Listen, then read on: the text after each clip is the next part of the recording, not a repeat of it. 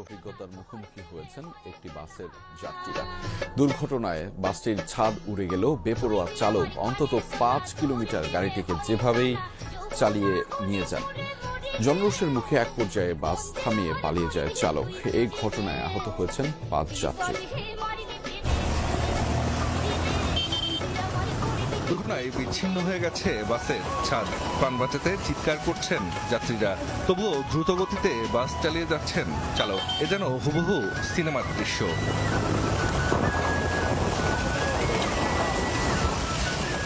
বৃহস্পতিবার রাতে ভয়াবহ এই পরিস্থিতির মুখোমুখি হন রাজধানী থেকে বরিশালগামী একটি বাসের যাত্রীরা। ভাগ্যক্রমে প্রাণে বেঁচে গেছেন সবাই।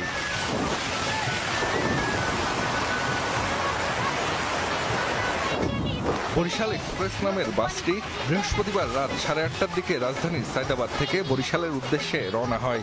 গাড়ি ভর্তি যাত্রী ছিল।